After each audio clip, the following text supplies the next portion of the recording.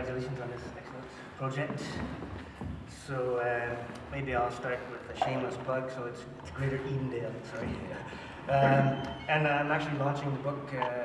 Queen's Africa Day is October 21st, and a full day of celebration of the various projects and research that's happening at Queen's in all different faculties. So that's the 21st will be held over at the Agnes Etherington Art Centre, where there's a smashing exhibit of African art there as well. So, anyways, I wanted to have a conversation with the show, because I agree with the gist of it for the most part, but there's certain quibbles I have. And anyways, I'm a historian and we have to justify our existence by saying, oh no, things are more complicated, right? So, and I think some of the quibbles are interesting in thinking about the context, the wider context and where we are today. Because of course, in South Africa, they attained a democratic regime, government in 1994, free elections, and they've had multiple elections since then, more or less peacefully, and an incredible constitution that protects people's rights probably better than in the States or many other Western countries. Modeled, incidentally, to a certain extent on Canada's, so that's interesting. So it is a different situation in many ways, but what I want to point out is that, yes, the settler occupation, settler colonialism has ended, but there is, in another way of putting it, and I argue in this book too, there's a new form of colonialism that is in some ways more insidious and painful and kind of discouraging. The peak of dispossessions was really in the late 1970s, early 80s, where they estimate about 3.5 million people were physically removed from their communities, and in some cases, I think there's a few photos that show just being dumped nowhere. And in this community here that I studied, some Africans who lived in the city were cleared out and dumped on a farm outside the city, and no water was provided for, it took them 2 years to figure out, oh, you need water supplied here. So things like that definitely happened. It was atrocious. The controls over people's movements, the constant humiliations that people were subjected to, all of that is certainly absolutely true.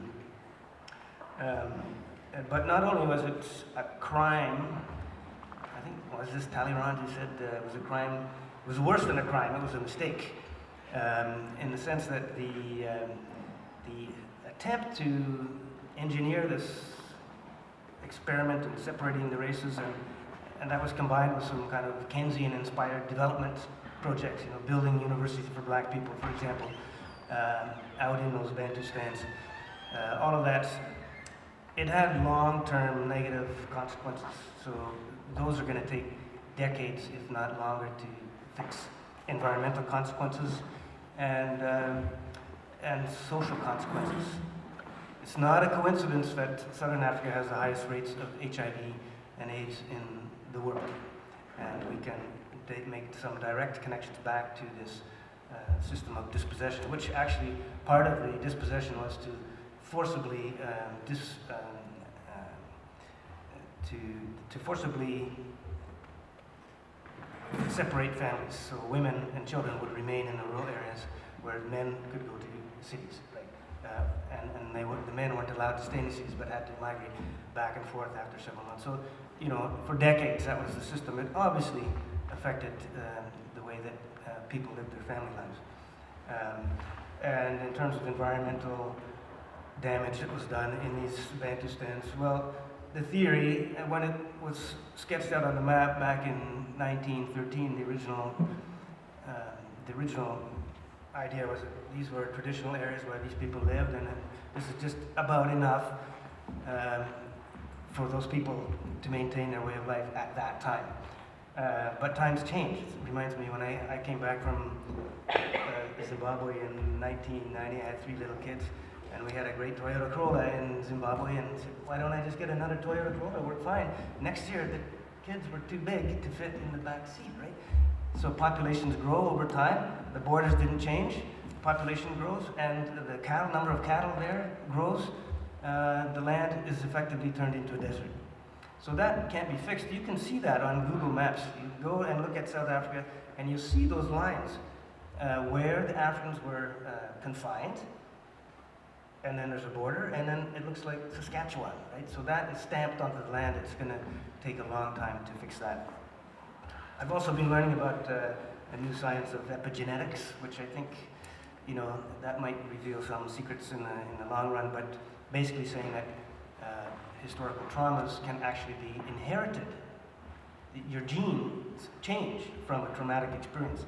So for example, if you're a child and you live through a famine, that your body adapts and your genes adapt, and you pass that adaptive gene on to your children. So it's a new science, but I wonder if one day they're not going to say that there's an anger gene that's been passed on from those times. Because South Africa today is a pretty angry place. Yes, it's got democracy, it's got a welfare state, probably one of the best welfare states in the global south. Free houses for the poor, if you can show it. The state will provide you with a free house. So it's pretty radical in many ways. But people are angry, and they express that in all kinds of different ways, not excluding on the roads and through criminal violence. So I wonder how long that's going to take to heal from. So all of that is there. So I'm agreeing to that extent. The colonial experience in South Africa was a terrible crime and a long-term disaster for the country that's going to take decades, if not longer. And as an example, and I'll show some pictures if you come to Queen's Africa Day there, at this particular community, now it's 1996, so apartheid ended in 1994, and technically speaking, even 4 years before, they loosened up all the, you know, but between the black townships and the white, so-called white city, they had to have buffer zones, 800 meters to separate the white citizens from the black folks. And of course, Indians had their own, and colored people had their own place. That buffer zone in the city is still there. After 22 years, no one has built there. Why not? I don't understand it. There's not mines there. There's no fences. It's still an empty space. So the physical infrastructures of cities have to be rebuilt, and who's going to pay for that? Anyways, to get on with my conversation, and this is keeping track of time here, probably. That's my introduction. Yeah, I'll say just a couple of points, and then I'll come to my little quibbles. And the first one is a lot of South Africans are uncomfortable with the Israeli apartheid equation for various reasons. One, they feel it's their word, and they don't like it appropriated for a different context, and it is very different. I mean, you just referred to a city that's 3,500 years old. So Johannesburg was founded in 1886. So it's a new city. Yes, today there's maybe 12 million people there, but in 1886 there were scattered villages. It was basically a dust-blown field. Yeah, not much there. So it's a radically different situation. Almost all South African cities come, well, except for Cape Town, basically, they all come from the 19th century, and some of them are younger than Edmonton. So that's one difference. But another thing that slightly makes people uncomfortable, not among the kind of intellectual class, but in the wider population, I think, is that the Israeli apartheid equation implies that they should be, as a people, sympathetic to the Palestinian struggle. And I'm not sure if we count on that for various reasons, and don't ask me why, but evangelical Christianity has a strong affinity to Israel. And there's a lot of very devout evangelical Christians in South Africa. So that's kind of a point of contention. Although I will say that map of disappearing Palestine, last time I was there, that appeared on big billboards around the capital city. Could you do that in Canada? Wouldn't someone call you an anti-Semite if you published that? We tried. I can tell you about that. Okay. We tried in 10 different cities. But there was, in Johannesburg, Pretoria, that map, and it influences people. It's so dramatic. Anyways, that's one point. So the Israeli apartheid, that is a bone of contention a little bit. The other point I want to make before I get to my quibbles is it's kind of an ironic thing. I know the Israeli apartheid equation is meant to kind of amplify the horror of the occupation. But the irony to me is that actually the Israeli occupation of Palestine seems much worse by the amount of land that's been taken. And I know that map of South Africa with all the little Bantustans, it looks equivalent. Yeah, the Land Act, and then they added some, and it came to 13% of the land, and that seems like, wow, that's really similar. But that's a little bit misleading in several ways. Most of South Africa is not suitable for agriculture. Something like 67 or 70% people didn't really want to live there. It's not a desert, so per se, and there were people there, of course. But in terms of people wanting to farm and such, we're really only talking a much smaller part. So 13% of the whole of 100%, yes. But 13% of the arable desirable land, it would be more, quite a bit more. So, and Africans lived in all the in-between spaces as well. It was not difficult to get a pass because white employers were desperate. And so if you wanted a pass as a black person, you could get it. Now you'd be subject to all kinds of controls and harassment and whatever. But the other thing is the South African state, and that's one of the differences that makes me say the Israeli situation is much worse. The South African state was never unified with a coherent ideology. There were multiple levels of state which disagreed and fought with each other. Cities were arguing with provinces, were arguing with the center. And so it was never enforced with the kind of rigor that it seems to me the Israeli situation is. So it's an irony, Israeli apartheid, but that's much worse than the real apartheid in many ways.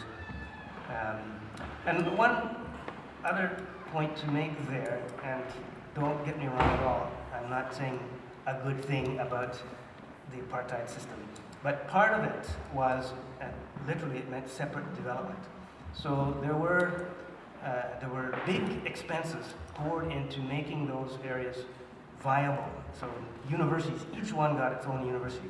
They got all kinds of infrastructure put in. And one of the reasons apartheid fell apart was not because of military defeat, such protests, those could be squashed relatively easily, but it was too expensive to maintain.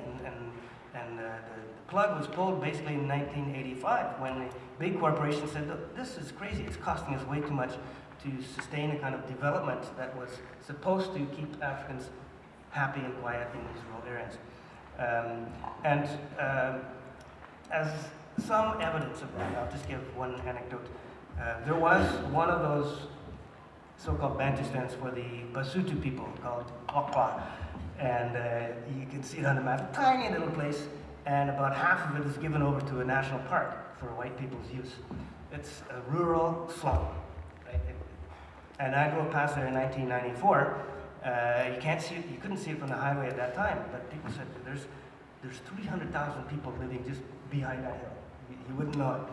And the prediction was, okay, now apartheid's over, people can move.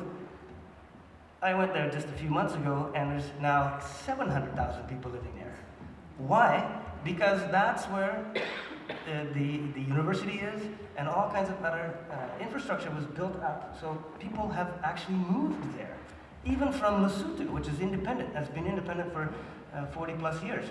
They go to Okwa, the former apartheid Bantustan, because there's jobs there and opportunities which are not there in independent Lesotho. So it's another one of those ironies. And it reminds me, 20 years of freedom was a conference I went to a couple years back, and there was a black historian, and he said, you know what, the National Party, that's the party that introduced apartheid, they made one really big mistake, and that is they invented one word that describes everything. And if they hadn't invented that word, maybe they might have gotten away with it. That one kind of simplifying word focused people's attention. So anyways, to quickly wrap up, what's my quibble? The real violence in this story is not even included in that. The war in Angola, the war in Mozambique. Those were basically in South Africa, with the support, incidentally, especially in Angola, of the United States. 500,000 people dead, at least 1 million people displaced in Angola, at least 1 million people dead in Mozambique and 5 million people displaced. That was part of the forward defense of apartheid. That story needs to be put in there, and particularly the role of the United States and Canada as an ally, and before that as an ally of Portugal, which helped to create the situation. So that's missing from this narrative. The second one that disturbs me a little bit, this narrative has been co-opted by the present ruling party of South Africa. It's been 20 years, and they use this rather simplified narrative to strengthen their hold on power. And how do they do that? There's various ways. I'm not going to go into detail, but the ANC, the African National Congress, was not the only liberation movement. And the other parties have been sort of airbrushed into non-existence. But they are not happy with that situation. And there's a struggle going on now. The next 2 years is going to be a real turning point. In fact, the ANC lost some municipal elections this last time around. It's going to be brutal. The ANC does not want to give up power. And so it's going to be an interesting time. And the last point I want to make is this narrative, it kind of has a happy ending, right? It's the struggle and the oppression and then freedom. Well, I'm sorry to say the dispossession is still going on. If we look regionally, it's still going on in even bigger scale in many ways. And it's not called apartheid anymore, it's called economics. You know, there's no alternative, right? Kind of growth. People are being kicked off of land all over the place. In the cities, they have private security force. They call them the red ants. They go into buildings and clean people out, so those buildings can be gentrified and then this and that. On a massive scale in rural areas, it's also happening. And regionally, we see horrible atrocities like in Zimbabwe. I don't know if people have heard of Operation Mohamed Sina, clean out the rubbish. So that in a couple of days, 750,000 people were moved out of their homes. Their homes were destroyed, they lived there. This is happening again in an independent country, a black majority by a long way. And how's that happen? Well, I'm not going to go into details, but I'm just making the point that the dispossession has ended.